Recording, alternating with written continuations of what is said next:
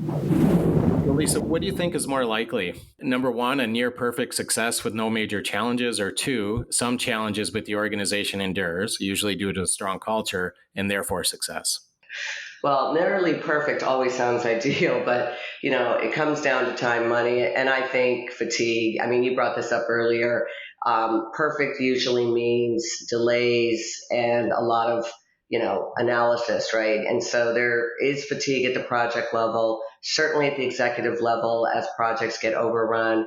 And I think one big area that a lot of companies overlook is what is going to be the impact at the customer level, right? They can often be impacted by an ERP change in terms of how they interact with the company and also just the disruption that it can cause. So I prefer the second. I actually think a team that faces some challenges together sort of increases that stickiness of not just the project, but the people. And I think the people factor is a huge focus for us here at Epicor. Given the war on talent and the importance of sort of retaining your key team, one of the things we really encourage, very similar to building a house, is what's your contingency plan, right? So, you picked out this tile in this bathtub, but with supply chain disruptions, the bathtub will be here in, 6 months. Is it, do you let your project get delayed, or do you have a plan B ready? And I think that's really what we try to do. We try to work with the customers to say, what are the potential obstacles that are going to cause a problem? And then what would we do if this came up, so that at least it's not a surprise, right? You've already talked about it. I know we've got a large implementation going on right now with a very large distributor with over hundreds of locations.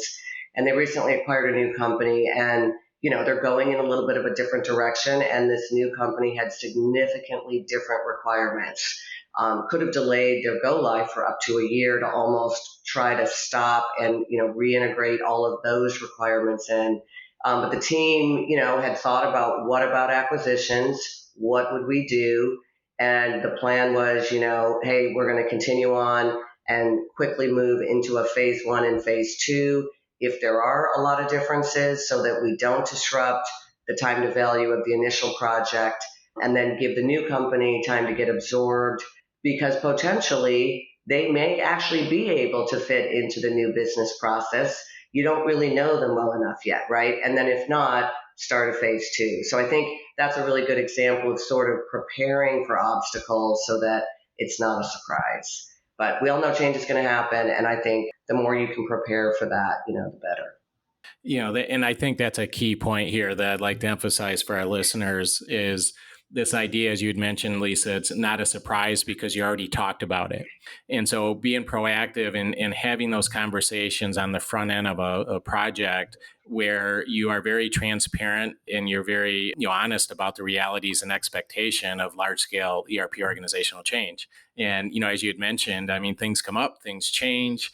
So you got to be flexible. You got to be willing to bend a little bit, not expect perfection, because that's an impossibility with these projects. But I think that just that idea of not allowing anything to be a surprise and just being proactive and transparent about what's happening. And, you'd mentioned previously, Lisa, this idea of resource management, right? And you also mentioned, fatigue, this idea of fatigue, which is a real thing on these projects.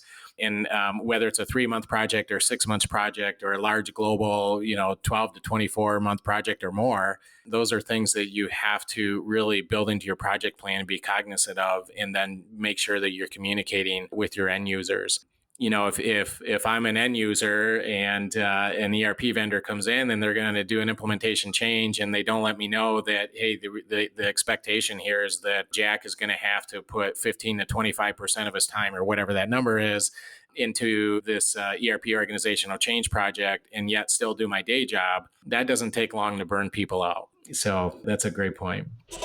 You are listening to the ERP Organizational Change Journal podcast, dedicated to private equity stakeholders, practitioners, and researchers seeking ERP organizational change success.